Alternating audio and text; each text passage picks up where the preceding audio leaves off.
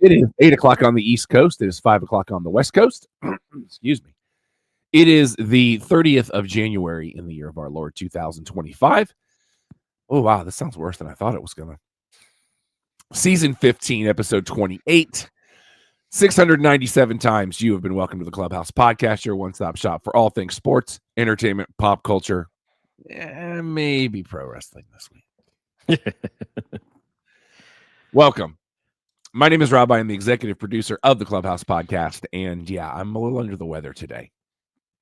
Something just hit me like a freight train yesterday, and trying to shake it. I don't know if it's the change in weather or what's going on, but yeah, been a tough day. Don out on assignment tonight. So over there is my co-host and a man who's making sure I'm not by myself this week. He is Alex. You got to stop texting me during the show, dude, because more often than not, I'm not going to get it till after the show. To be fair, I did send that before we started. Yeah, it's just that our phones hate each other, but it's good to be back. It's good to be on air, especially getting through the last few weeks. And I was going to let you kind of pilot the ship on that. So. I'm going to go ahead and not with that part of it, but I'm just going to say you may have noticed the particular introduction as far as wrestling goes. We will be doing wrestling this week, but for that, you're going to have to come out Saturday night, Clubhouse at 4 p.m., X Golf Frisco off of Preston and Wade. We're going to be covering wrestling. We're going to be doing an entire Royal Rumble event. If you're in the Metroplex area or you can make it there, you should come out. 45 hours from now. Mm-hmm. We'll be there long before you. Yeah, that is fact. It's a choice we have made. Let's be clear on that. Yes. Hopefully, we put in the extra effort so that you can have a good time at our stuff. Yep, supposed to have some special guests in the house too, which I'm very much looking forward to. So let's talk some football. I've got ESPN sitting right up here on this screen up here. I'm constantly tweaking the feng shui in the studio. Yeah, I've got the side monitors pulled up a little bit to see if this kind of balances, but Lord only knows. It'll change next week the way. So before we get too deep into NFL, I want to do something that's NFL adjacent, if you will. Alex, what are your favorite Superb Owl party snacks? For the Superb Owl, I am actually, it's the rare time I go for the 7-layer dip. I always go out of my way for the 7-layer dip on that one. It helps that the Sensational Shawnee makes a phenomenal 7-layer dip. Yeah, let's be clear on that. If I'm going to do 7-layer dip, first of all, beans and me, it is the musical fruit. But it can't be store-bought 7-layer dip. So for you to say Sean actually makes it, I'm here for it.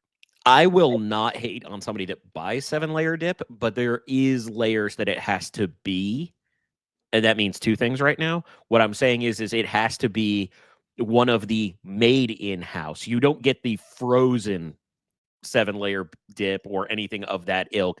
You got to go to somewhere like HEB and get a legit one if you're not making it yourself.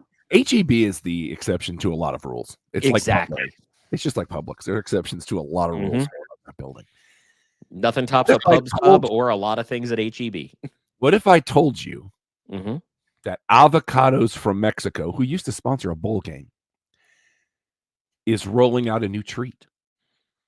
I could be intrigued. I do like avocado. I am a guacamole fan. What if I offered you guacamole? Out. It's going to smell like stupid in Arizona.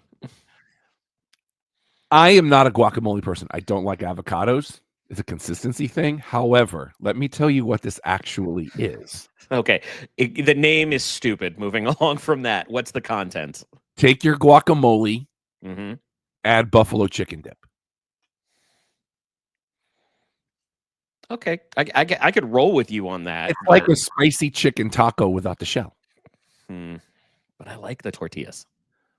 Just chips. Yeah, chips. That's a valid point. Warm that tortilla up, throw a little of that bad boy on there, get her done. That's fair. I heard that and I was like, yep, that's a thing. But at the moment, the Gronkowski was in there. And here's the funny thing. I like Gronkowski. I like the brothers. But stupid is as stupid does. I mean, the guy's living his best life. I can't hate.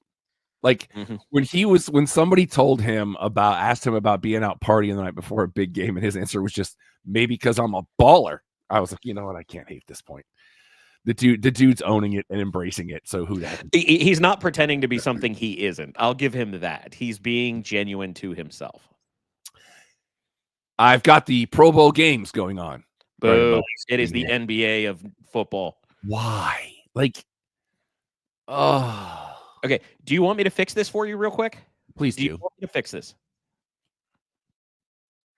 Bring back the quarterback challenge. Which was part of it tonight. No. The real quarterback challenge, not this abomination that they have left. I like what they did with that earlier. I like the original quarterback challenge. There was a reason it was so awesome. It got its own video game.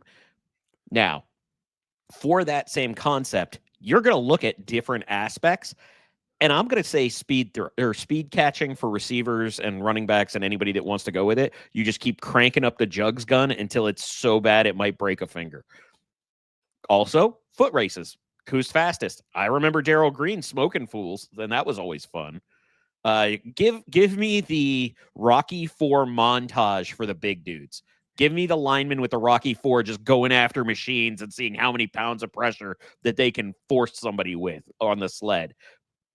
Give it on that, but give them cash prizes on top of it so we don't get like 5th and 6th string Pro Bowlers, which does not count in my mind. I'd rather see the 4 good people go. And then you know what?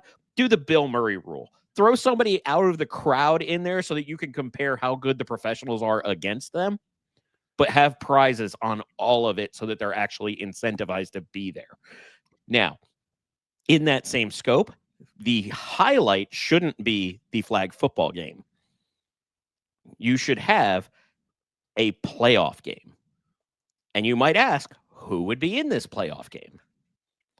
Can I guess? Whoever the worst record and the second worst record is.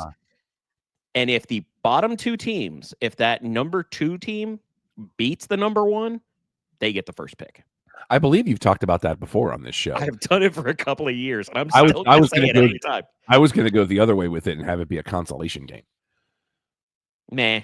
I understand where you're coming from, but with a consolation game, you're going to run into the same thing that you have with the Pro Bowl now. There's no incentivizing. Now, what you do with those bottom 2 teams, because as we know, there is millions and millions of dollars thrown at players for making it to the Super Bowl or making the playoffs, or basically there's an incentive every round they win. Go with a conference championship check for those first 2. Let them know there's a bonus for playing so you actually get some legitimacy in there. Guys, the only ones that can opt out are the ones whose contracts are up at the end of the season and they want to keep themselves healthy for free agency. That's it. Other than that, they play. I did like the quarterback thing they did earlier tonight where they have the big screens that are moving. Mm-hmm. And they have to clear, like they're pointed 1 to 5 depending on the distance and the size of the screen, and they can't get those back until they clear them out.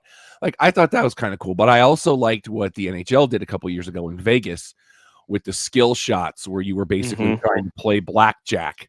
Yep. And shatter. I'll tell you what. The cards until you could get to 21. I thought that was kind of dope. I have long hated skills competitions because they're so ineffective. Like, I'll go back to the days of the home run derby being on TV. When they had the old reruns of the guys from the 50s that were making extra money because you had like Mantle and Mays playing against each other. I'm good with stuff like that where it was streamlined. This is too much. But when the NHL was in Vegas, I was captivated. Hitting passes across the Bellagio fountains. Hell yeah. Let's do stuff like that.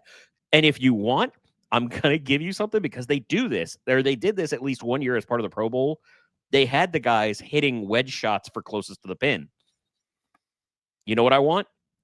Top 3 from every position group do a TGL tournament in Jupiter. Let's go. I would love to see that just as an off-season thing. Oh, yeah. I mean, Tiger's not going to turn down money. Neither's Rory. They own everything, so why not? They're going to get paid for it. But yeah, even better. You take the captain of each one of the TGL teams to pick the 3 in the kind of like they're doing with the Mannings. Oh, see, I'm not watching any of it. I refuse to watch this garbage. Well, it's the only thing that's on ESPN right now. Oh, I understand how my internet works. I'm not watching anything. My default to, to what, since we don't have for Thursday Night Football, which is what I usually have on that screen. It's just kind of my default. But Helmet Harmony, it was like the Newlywed Game. Terry Crews was like a game show host, and they had to know how well do they know each other. I'm like, no. Former NFL player Terry Crews. Well, I like Terry Crews. Don't get me wrong. Okay, I love Terry Crews, but what I'm saying is his connection, for those that may not know, is Terry Crews before you knew him from White Chicks or whatever it was that you first saw him in. He played in the NFL. President Camacho. But now right now it's 11-4 NFC as we're getting into the final event of the evening, the dodgeball round. So yeah, they got that going for you. And but for some really funny reason that pops into my head, there were multiple teams that came out doing the Globo Gym Cobras thing during the bowl games, during the playoffs. Somebody looked back through it. Every team that did the Globo Gym Cobras lost, just like Globo Gym did it in the movie. I thought that was a hilarious stat. And you know what? It was perfectly timed in memory of Bob Uecker. The Superb Owl is set. Boo. I got half of it. Boo. But as this past weekend, Philly giving 6 to the Commanders, and it wasn't necessary because they beat them by 3 touchdowns and hung a 50 burger on them. And then in a game, yeah. And then the other game, Kansas City. The Kansas City refs. I have tired head. I'll say it. I don't care. Like, don't leave it up to the refs. That is 100% right. And the way I saw somebody say it was, you got to beat the Chiefs by 10 because otherwise things are going to happen. Never, just like in boxing or MMA, never leave it in the hands of the judges. Yep. I'm so sorry. No, don't apologize for that. You're powering through this more than we do. This is, we do it for the kids. We'll do our predictions next week. Sounds good. That'll be, we'll have it right now. I think it's 1.5. Has it gone down to 1.5? I thought it was 2. I believe it was still at the open. KC minus 1.5. Yeah. So we'll do our official predictions next week for this. I'll reach out to Ziggy and see if he wants to come on to talk, because it is the Superb Owl. Yeah. Now, I also want to remind people that are upset about this matchup, as I am with the Super Bowl. If you remember, the last time this was the matchup, only a couple of years ago, it was tied at 35 with 4 minutes to go before things got a little screwy. But at the same time, these are good teams that can put on a show, and they're going to have 2 weeks to prepare. Anybody who says they're not watching is just completely lying. I watched the Super Bowl. I almost said something else, but I know we don't say those words. I appreciate that. As I love the Superb Owl. I love the majesty. Hey. I love pageantry. I love everything about it. I love the excuse to get together and smoke 30 pounds of chicken wings that Alex and I split between us. I'm sorry. I wish I had kept more, because those sauces were amazing as well. Oh, God. But have I ever told you my favorite thing that comes with the Super Bowl? And I don't get to do it very often, but when I can make it out to Vegas for the big game, the prop bets. Oh, yeah. That is my specialty. You're going to make us a list for next week? You want me to make a list? I'll do it. I absolutely want you to make, because we do that every year, don't we? Here's the thing. I'm actually going to reach out to some contacts. I'm going to get legit, because the Westgate, a home away from home for me in Las Vegas, does a Super Bowl props contest every year where you have to get, and I want to say at one point it was 40 questions. But it was like winner takes all for $100, but you'd wind up with like 15,000 people involved, because it's Vegas around the Super Bowl. But they would have ones, obviously you start with like the coin toss, heads or tails. I don't think I've ever bet heads. But in that same scope, you have, over under the national anthem. What color will the Gatorade be? All of the ridiculousness. And for some reason, I remember the first time I did it, it was the Saints Super Bowl. And one of the prop bets was, would Reggie Bush propose to Kim Kardashian, because that was the couple at the time. And I laughed all the way to saying no. We also have a couple of announcements as far as some of those prop bets go. America the Beautiful will be done by Trombone Shorty and Lauren Daigle. That's a pretty good combination. Okay. And John Baptiste will be doing the national anthem. I am unfamiliar, but I will also tell you, if you're going to bet on anything like that, look at their music catalog. If they tend to like to extend certain notes, bet the over. But John we'll see where they set it. Big fan. Looking forward to both of those numbers. Nice. All right.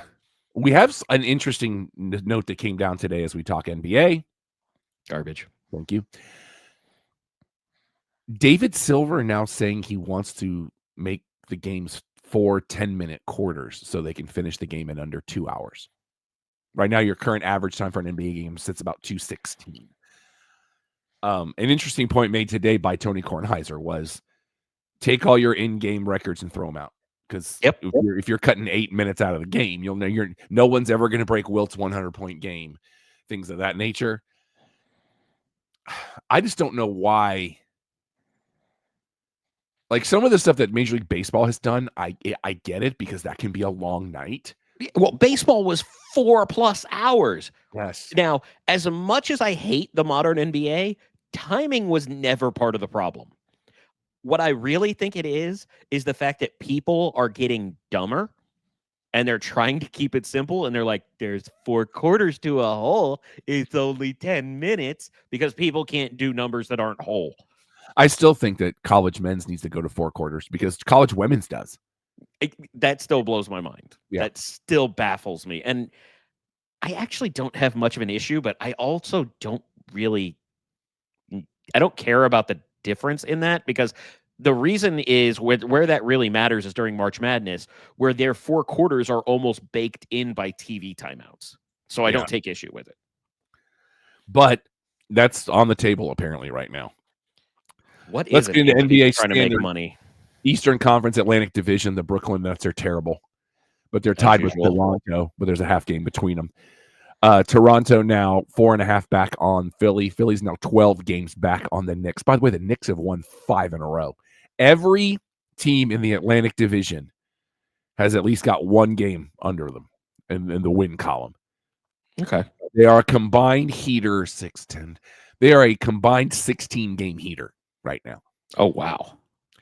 Boston up by a game. In the Central Division, the Chicago Bulls are still pretty bad. They're 18.5 back. They're 3.5 back on Detroit. Former champs of basketball are 3.5 back on Indiana. Pacers are a half game back on Milwaukee. And by the way, Cleveland's won 2 in a row, and they are now 11 games up in that particular division. In the Southeast Division, the Washington Wizards, they got 6 wins right now, bro. They got 6 more wins than we do. Barely. And they're 17 games back. They're 7 back on Charlotte Hornets now, 8.5 back on Atlanta. Atlanta's a game and a half back on Orlando and Miami, who are tied, but Orlando's got the tiebreak. By the way, your point differential for Washington, 14.8. In the Western Conference. Sounds so small when you realize it's like just losing over and over again still. Yeah. And that's almost double the team closest to them, which is Fly Pelican. In the Pacific Division of the Western Conference, Golden State, they are both them and Sacramento are 3 back. They are a game above 500, and they're a game back in the division. Yikes. They're 3 games back in the division. I got to learn how to read. They are a half game back in Phoenix. The Suns are 2.5 back on the Clippers and the Lakers, who are tied, but the Lakers have the tiebreak. In the Southwest Division, Fly Pelican, who's got a point differential of minus 8.4, they have won 12 games this year.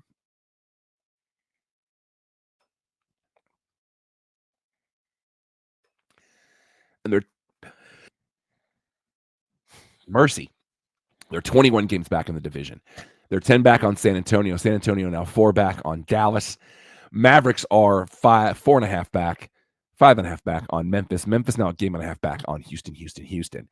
And in the Northwest Division, Utah, they've won 10 games, but they're 26.5 back. They've lost 7 in a row. Good thing they got another team in that town to talk about. They are now 7 games back. Well, we're going to talk about them here in a minute. Yeah. They are now 7 back on Portland. Portland now 8 back on Minnesota. Minnesota 2 back on Denver. Denver's now 9.5 back on Oklahoma City. Talk a little bit of NHL real quick. We have your 3 finalists for the naming of Utah Hockey Club. Well, did and I do apologize. I had some familial stuff that I had to deal with last week. Did you cover why the name that they had already started all the branding on had to get disposed of? I think Emily Kaplan said it best today on Around the Horn. Hey, Yeti, we got 2 Stanley Cups. At that same time, though, trademarks are owned for a reason, and people don't like to be associated with certain things they can't control. I don't take issue with it. I don't take issue with it, but I also think it's stupid. I think it's stupid on both sides. Do your trademark research before you start branding. Well, and plus, why wouldn't you want free advertising and, throw your name up on the stadium and because it's rare that people care about Utah. Be a sponsor of a team that plays on ice. That makes sense. Just saying. Eastern Conference Atlantic Division, the Sabres. They're 20 points back of first place currently. They're 10 back of the Montreal Canadiens, and I don't have it in my voice tonight. I will. They are tied with Detroit. They are both 2 points behind my Lightning. The Lightning now is a point back on Boston. Boston and Ottawa are tied. They're 6 back on Toronto. Florida now holding on to a 1-point lead in that division. And then the other division. The Metropolitan Division. Thank you, sir. Don's Pittsburgh Penguins are now in the toilet. They are, where's the things? They're 23 points out of first place. They're a point back on the Islanders. The Islanders now a point back on Philly. Philly and the Rangers are tied at 52 points. They're 3 points behind Columbus. Blue Jackets are 9 points back on Jersey. Jersey's 2 back on Carolina, and Washington holds a 7-point lead in that division. Like I said, it's another town that's glad they got another sport to deal with. Mm-hmm. Central Division of the Western Conference. The Chicago Blackhawks, they're still terrible. They're 39 points out of first place. They are 6 points back on the Predators. Nashville's now 7 back on the Blues, who are tied with Utah. I still want them to be Utah Hockey Club. I don't care. Oh, we didn't say who the other finalists were. We didn't say who any of them were. It's the Utah Wasatch, which is a mountain range up there. Mm-hmm. The Utah Hockey Club or the Utah Mammoth. Give me Hockey Club. I'd vote Hockey Club out of those 3. I love it. Actually, there's a bias there. I might have to go Mammoth. Just so they can have the Bob's Burgers night and wheel out the woolly mammoth, the wheelie mammoth. If you have not watched the show, there is an episode and a character, quote unquote, that comes back. Brilliantly done, that is roughly the size of an SUV that is a stuffed woolly mammoth on roller skates. Hockey Club now 10 points back on Colorado. Colorado 6 back on Minnesota. The Wild are a point back on Dallas. Dallas now 8 points back on Winnipeg, who's won 4 in a row. Okay. In the Pacific Division, San Jose, put a pin in it, I think. Yeah, no kidding. Double check. Yep, put a pin in it. Let's see. They are 11 points back on Seattle. The Kraken now is a point back on Anaheim. Ducks 7 back on Calgary. Flames are a point back on Vancouver. Vancouver's 2 point back on the Kings. The Kings are now 9 back on Vegas, but Vegas and Edmonton are tied after Edmonton wins 3 in a row. I have a quick question before we move on. Have we just been spoiled with great hockey names, which is why Utah just seems weird?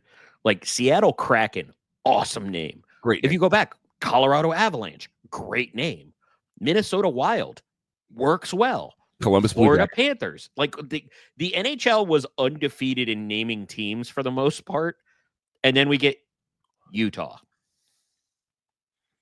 That's why they should be Hockey Club, because that just makes it cool. Well, it's the most Utah thing they could do. All right, I mean, think about it. Your college is the Utah Utes. That's all I have to say. And that's because there's 2 of them. Mm-hmm. I love that movie. Now let's play North America's favorite game show. Ready. What is still the goal differential for the San Jose Sharks? Now, they cannot get the record that the White Sox had last year, because San Jose wasn't the first team. Oh, they weren't. The White Sox went bell to bell. San Jose weren't the first week, but they have been ever since. Okay. I thought they had been. It's been so long. I want to say it was somebody in the other conference. I'm gonna go out on a limb, or not so far on a limb, but I'm gonna say that they've crossed the 50 plateau. I'm gonna say minus 52. The San Jose Sharks have played 53 games. In those 53 games, they are 15, 32, and 6. Yikes. They have 36 points. They are 9, 16, and 1 at home. They are 6, 16, and 5 on the road. They're 2 and 8 in their last 10. You did not go over. Okay. The goal differential currently for the San Jose Sharks is a minus 57. That's a big jump in 2 weeks because they were hovering in the 40s. The two people closest to them are Pittsburgh at minus 39 and also Chicago at minus 39. Yeah. Nobody else is below minus 30. Well, I find it interesting because I have no concept on what's going on with San Jose, but I know Chicago is on the rise because of a young core of talent. And Pittsburgh, well, when your best player is Sid the Kid, who's, closer to an AARP card than he is to being a kid anymore, kind of tends to go down. If they were to somehow miraculously become the best goal differential in the league, as of today, that would be a 116 goal turnaround because the Jets have the current best in the league at plus 59. I like the parody of the NHL because, even when we do the baseball one, it's like your highest run scoring is 150. The Chicago White Sox minus 300, whereas hockey tends to stay balanced. All right. Let's get into some TV with stuff we watched this week. Television edition. I have to take it down an octave. I appreciate it. I liked it. It's very Barry White of me. I was going to say, my darling. This is going to be a very SNL heavy week in both segments. Okay. Because the SNL 50 documentary, that I consider that a series because there were 4 parts to it. You okay over there? I heard something. You need to check on something? I need to go check on that. I'll be right back. All right. I'm going to wait till Alex gets back because I really want to kind of an in-depth discussion of what we're about to talk about because I did say, I'm very SNL intensive this week. Timothy Chalamet both hosted and musical guested this past week because of the Bob Dylan biopic that he will probably be very much recognized for this year, I believe, because he's just fantastic. He did a great job on the show. He's very, very funny. Very much enjoyed his work on SNL. They are off this week. I didn't see when they were coming back because the only thing they advertised was the actual 50th anniversary special, which I needed to look that up because I couldn't remember the exact date on that. I think I just had it on there. There we go. SNL 50th anniversary special will be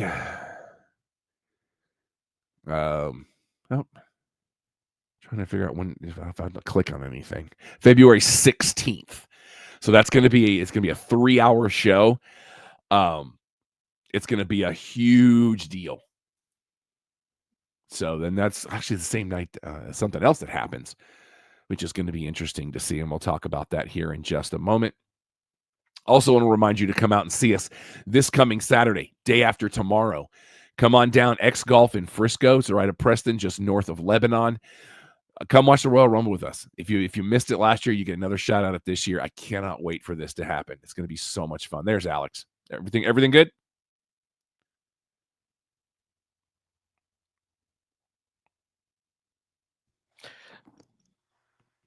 Everything good? Okay. Yeah, it looks like one of the cats knocked down some of the construction stuff. So we were just talking. I was just talking about SNL and that the 30th or the 50th anniversary 3-hour spectacular will be February 16th, which is the same night as something else we're going to have to talk about here in just a moment. But the documentary series is in 4 parts. Originally, I wasn't going to talk about this till tonight because I wanted to get Alex's genuine reaction, but I couldn't hold it back. The first episode, now IMDb has the second and third episodes flipped. I'm going by the way Peacock showed it. Okay. The first episode is called 5 Minutes. And basically, it goes through when you audition for Saturday Night Live.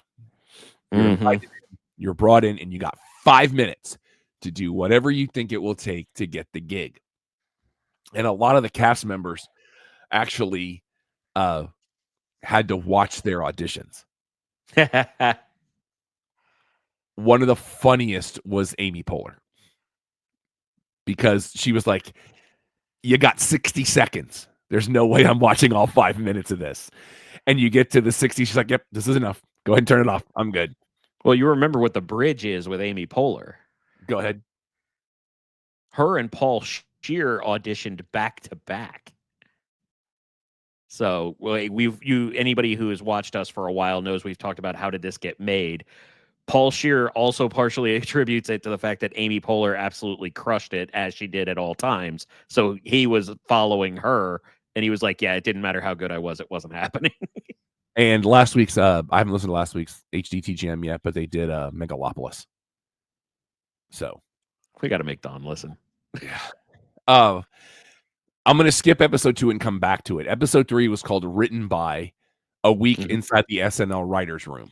And this was a really interesting one because all 1, 3, and 4 ran about an hour 6 and hour 7.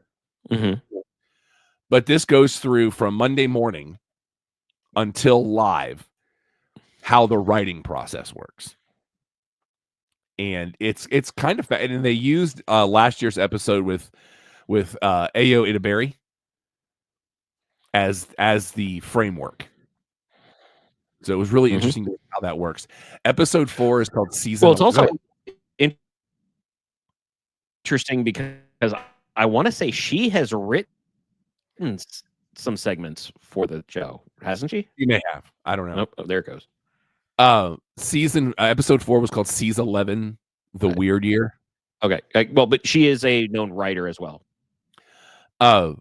This was the year that Lauren came back after he left for 5 years, and this is when the one year they had the cast with Robert Downey Jr. and Michael Anthony Hall, and how wheels off that got, and some very interesting opinions that came out of that. It was also the year Tom Hanks hosted for the first time. So, but I liked that set a lot because it was the one that had the big marquee, and they had the host and the musical guest on it like a movie theater. Okay. I really like that set a lot. But episode 2, if you're going to watch one of these 4, you have to watch episode 2. It's about 46 minutes long. It's the shortest of the 4. And it's all about the cowbell sketch. From the genesis of the cowbell all the way through, like, because apparently it was supposed to be used 3 weeks earlier when Norm Macdonald hosted. And it was not always a cowbell. And I'm just going to leave it there. I'm going to leave it sit. And there's a guest appearance that I'll tell you off air because I don't want to spoil it. So if you want it, I'll tell you off air. Okay. That's absolutely brilliant. But I strongly recommend this. Go check it out. There's 4 episodes, and that's it. I don't know if they're going to be adding more or not. Now, I want to ask a question about that one that you were talking about. If you can answer it without spoiling, is the intent of we'll call it the cowbell episode? Oh, it's literally called More Cowbell, so yeah. But is the concept showing the birth to inception to execution of a large or a sketch, or was it just for that sketch in general? It was for that sketch. Okay, so they didn't go on like this is a normal process or anything like that. Okay. And it's Dave Grohl is in it. Like, it's you learn a lot about the background of some of the stuff in that sketch that maybe you didn't notice before. And it's wonderful. It is absolutely wonderful. So CBS announcing that they announced this about a month ago, but I don't think we had it. This was one of the weeks where we were intensive on something else. They have renewed Matlock for season 2. The Kathy Bates? Yep. So her career goes another year because she said this is the last thing she's doing. Oh, really? I did not realize that. I love Kathy Bates. She's awesome. We talked earlier about the 50th anniversary special for Saturday Night Live happening on February 16th. That is also the return of Last Week Tonight with John Oliver. Mm-hmm. So get ready for that, which also may have to be 3 hours. We don't know yet. They also announced that the final season of The Righteous Gemstones will kick off March 9th. Did you see the announcement of who's joining? I've seen a couple of them, but nothing. I may have mentioned it. I'll have to look it up. I just remember looking at it and going, oh my. So bear with me for just a second. Another announcement from the Law & Order universe. Jason Patrick is joining the cast of Law & Order Organized Crime for its 5th season. Oh, wow. He was in one of my favorite movies in the 90s, Rush, with Jennifer Jason Leigh. Very intense. And as more news comes forward from the SNL 50th season, they announced today that there's going to be an SNL 50 concert on Valentine's Day streamed on Peacock. So far, they have announced the Lady Gaga, Bad Bunny, Miley Cyrus, David Byrne, and the Eddie Vedder. And that's it. They said there's going to be even more. And I think that's going to be a 3-hour deal. Oh, okay. So the Righteous Gemstone news, for anybody paying attention, it hit me more than it would hit other people because it was Megan Mullally and Sean William Scott joining. Nice. He's on that Tim Allen show now. Yes, he is. I did not recognize him. I was having dinner with some friends and it was on, and I was like, oh, that's Sean William Scott. But to his credit, he's looked very comparable for 30, 40 years now. And he's also got a very funny cameo right in the beginning of the movie Jackpot with the John Cena. Of course he would. He kind of sets up the whole storyline. Gotcha. TV on DVD and Blu-ray this week, season 2 and the complete series for the Quantum Leap reboot. A 60th anniversary special edition complete series and on Blu-ray for Bewitched. Oh. Not the movie. Although the movie produced one of my favorite Family Guy bits of all time. I was just going to let that go. They are repackaging the complete series for Boardwalk Empire. That's one of those ones that's on my list. I've never seen a moment of it. I can't wait till you do. As well as Gossip Girl's getting a repackaged complete series. And again, Saturday Night Live 50, they're doing a 50th anniversary collection right now, releasing seasons 1 through 5 in one set. Also, the complete series for the regular show, for the Wayans brothers. And they're doing a very interesting Twin Peaks box set that's going to have all of the original episodes, the limited series that was on Showtime, Fire Walk with Me, and over 20 hours of bonus features. It's going to be called Twin Peaks from Z to A. Oh, okay. So I'm very much, I would be interested in this. I don't even want to know what the price point is. That's going to be a lot of money. We do want to say one quick music note this week. Announced this morning the passing of Marianne Faithfull at the age of 78. She was one of those people that kind of kept pop music socially relevant, especially in the 60s and 70s.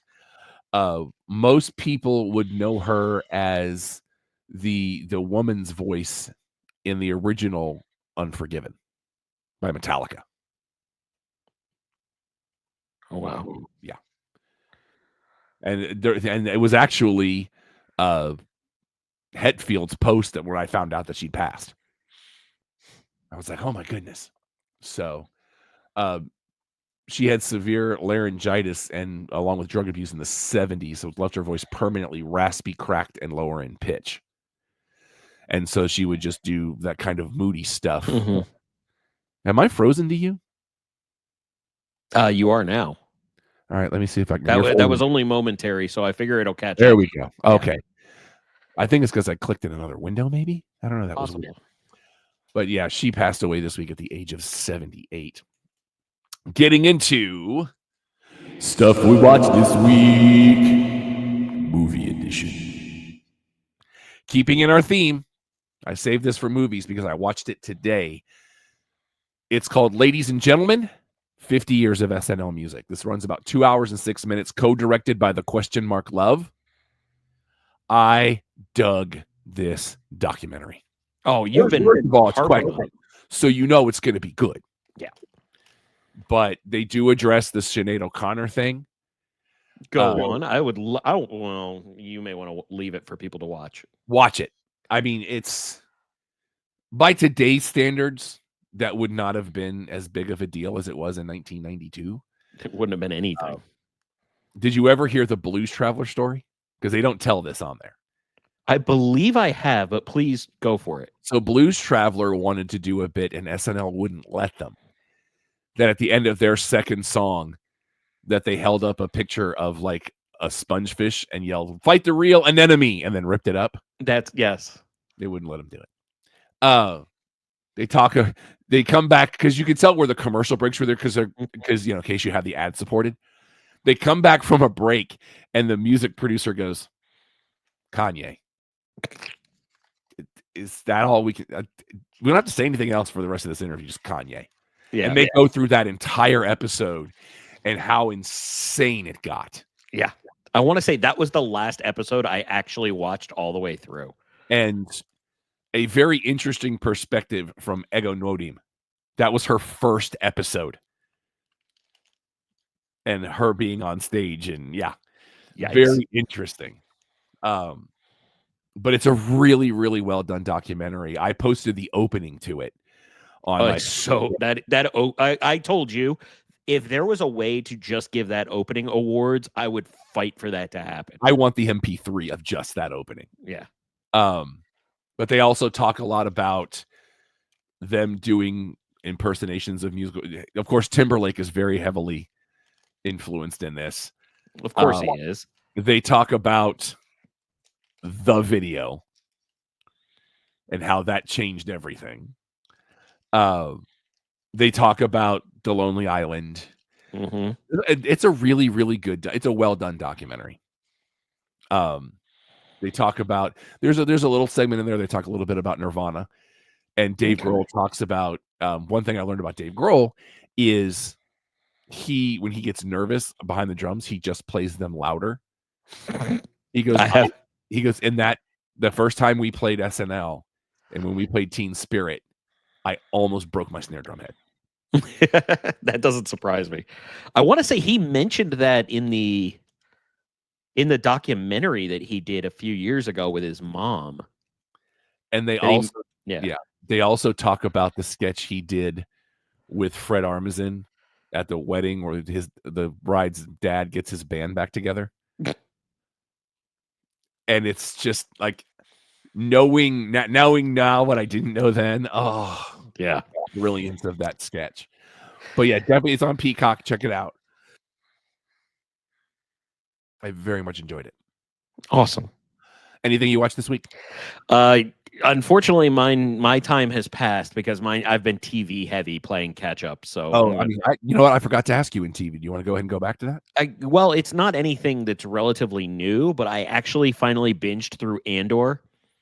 You were 1,000% right. I loved it. I absolutely loved it. Started in on the Penguin, and can Matt Reeves and James Gunn just agree? Like, okay, do we want to make this lighter or darker? Okay, it's going to be a lighter story. James, you got it. All right, it's going to be more grounded and gritty. Matt, it's on you. And if we're going to do something animated, just go back to James. I'm here for it. Because have you started Creature Commandos yet? I have not. Okay, I'm telling you right now, after that first episode, you're going to want to watch all of them. I know you're not a binge guy, but I'm finally getting some downtime. Yeah. So, but I cannot might be part of this. Yeah, I honestly cannot speak more highly about Creature Commandos. It's so good, so amazingly good. Congratulations to Moana 2. It has joined the $1 billion worldwide club as of yesterday. Well, you know what happened there, right? Go ahead. It hit Prime Video. Oh, is that what it is? So what happens with these ones that are getting close, they've now figured out the model, and kudos to them.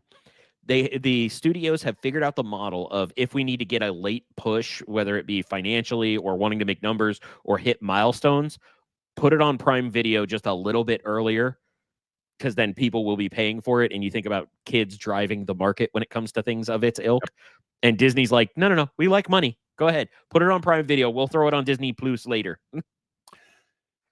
Got 3 quick things from the Netflix, but we'll come back to that because we got one other one beyond that. It was announced today that we are getting Terrifier 4, and They're part of gonna that make us will forever. be the origin story of Art the Clown. Oh no! So you got that going for you. Netflix announcing this week. Also, Chris Evans said he is not returning for Avengers Doomsday. Netflix, He has lied before, but I believe him. Netflix saying this week that on my birthday, July 2nd, they will debut The Old Guard 2. Nice. So I need to go back and watch the first one. I need to go watch the first one. Yeah, it gives me an excuse to watch the first one. Yeah. And in November, oh, I saw this one. Guillermo del Toro will be directing his version of Frankenstein with Oscar Isaac playing the doctor. Did you see anything on this, though? I just saw the headline. That's all I need to know. Okay. Do you want to know anything? Feel free. So the cast is phenomenally stacked. The meat of the movie actually takes place 40 years after the perceived death of the monster. Oh, wow. So Oscar Isaac, they haven't said whether it's going to be an awful lot of flashback driven or if there's going to be like the first half is in the time of Victor Frankenstein and then the rest of it. But allow me to tell you this. At least part of the movie, based 40 years after, is focusing on a man who is hunting the monster that everyone thinks is dead. Oh, wow. If I told you that this was a character named Dr. Pretorius and his name was the one that really got me signed on with this, okay, who would you think that might be? I don't think right now. That's fair. If I told you he has 2 Oscars, one for playing a Nazi and one for playing a dentist. Christoph Waltz? Christoph Waltz is playing Dr. Pretorius, who is hunting the monster. I love him. I do too, but you have Mia Goth, you have Jacob Elordi playing the monster. Spoiler alert. But there is, if you go to IMDb, this cast is as stacked as I have ever seen for a Netflix movie. Movie new releases and places you get movie new releases tomorrow. A movie called Companion. This has Sophie Thatcher, Harvey Keitel, and Jack Quaid. A billionaire's death sets off a chain of events for Iris and for her friends during a weekend trip to his lakeside estate. This is another robots are taking over thing. We have a family film this week called Dog Man. I don't know how I feel about this, but I know it's very popular. He's half dog, half man, and he's sworn to protect and serve as he doggedly, see what it did there, pursues the feline supervillain Petey the cat. It's got that kind of Wallace and Gromit feel to it a little bit, but without the coordination. We also have Love Me with Kristen Stewart and Stephen Yuen. Is it Wen? Y-U-E-N? Yoon. Okay. A post-apocalyptic romance in which a buoy and a satellite meet online and fall in love after the end of human civilization. What? This looks to be a mix of CGI and practical. I would think so based on that summary. It kind of looks like he's the satellite and she's the buoy, but in a past life, maybe they were together. You know what? This is just insane enough that we're going to have to see more. Yeah, they're definitely practical, but I don't know. Maybe it looks all practical. I don't know. We'll find out more as we get closer. Did you see the ad for the next Apple TV Plus movie release? I can neither confirm nor deny. The Gorge? Oh, yeah, I've heard about this. I saw the trailer for the first time today. I think it just released. I'm on board. It looks like Nothing and Everything All at Once. Not to be confused with Everything Everywhere All at Once, but with Miles Teller and Anya Taylor-Joy, and basically that's kind of it for the movie. I'm really intrigued by this, and no small bias to the fact that it is Scott Derrickson that wrote and directed. So let's go. Your basic plot point is two highly trained operatives become close after being sent to protect opposite sides of a mysterious gorge. When an evil emerges, they must work together to survive what lies within. Yeah, it's exactly what you see on that one, but there's a really fun interplay with that setup and where it goes in the trailer. I am excited for this on Valentine's Day. We also have Round the Decay. A young woman returns to the site of her broken engagement in Newport's Valley, a sleepy tourist town with an all-consuming secret.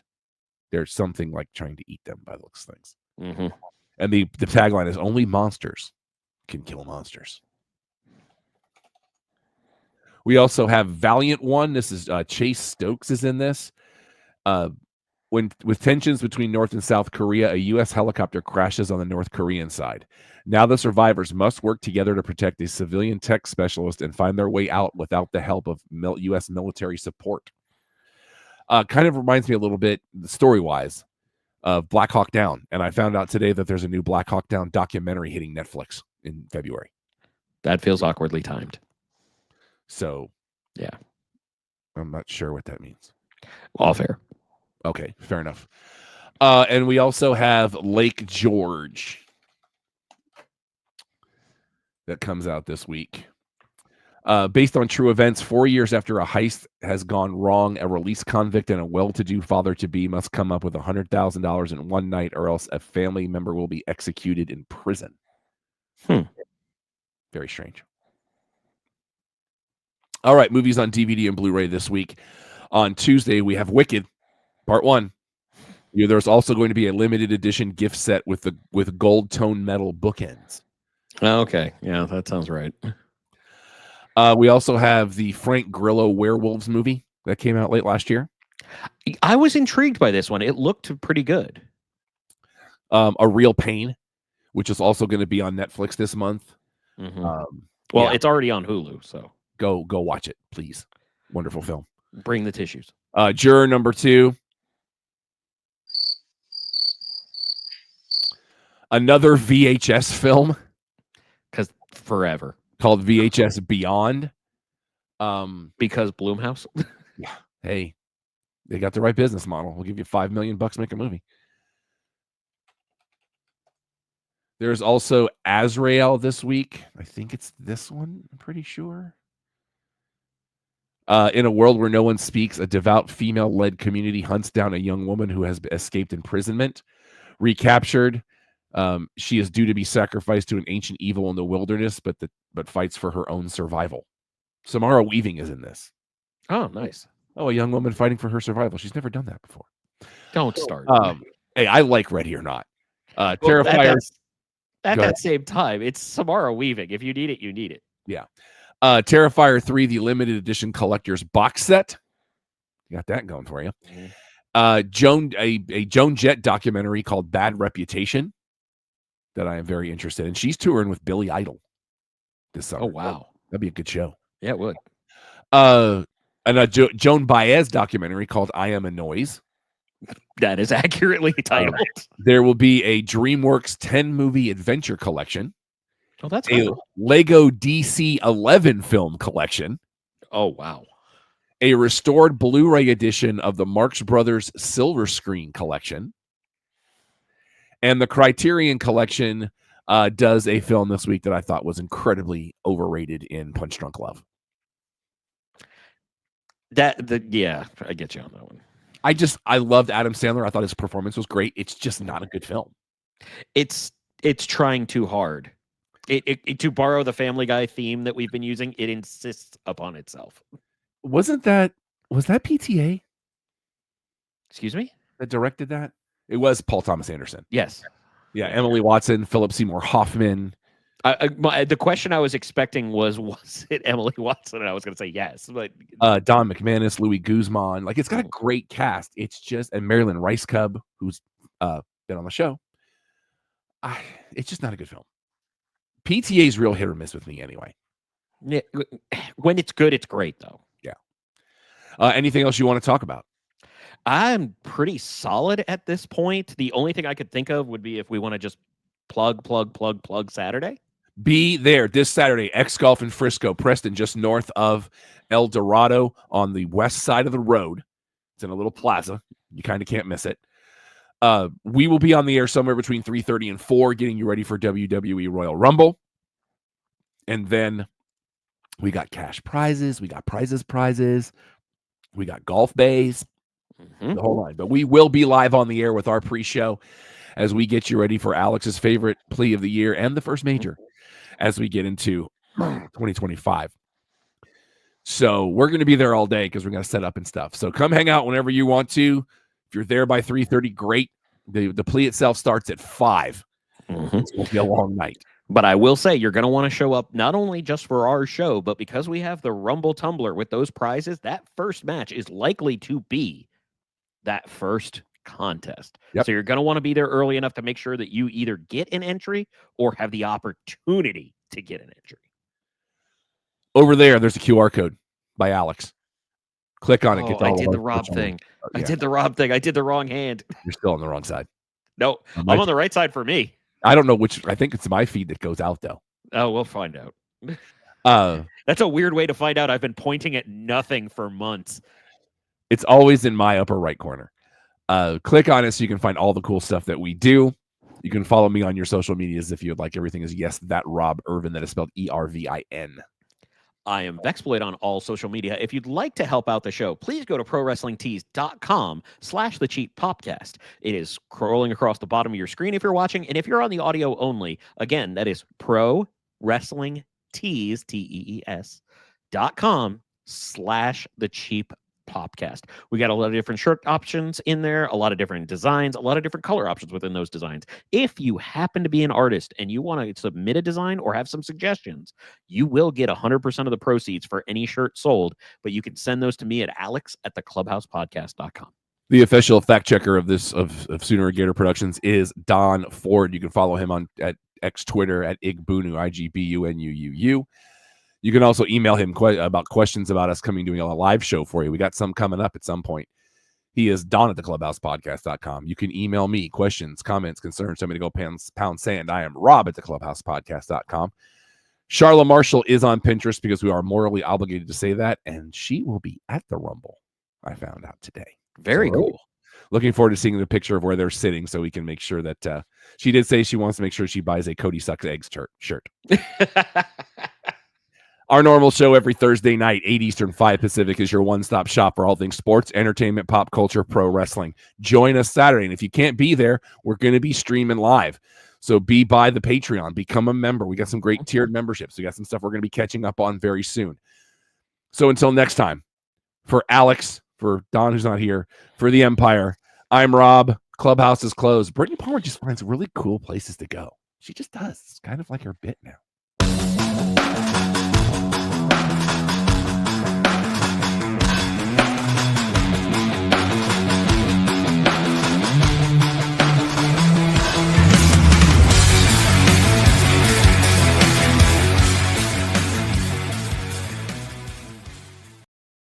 This is a Stolen Water Media production.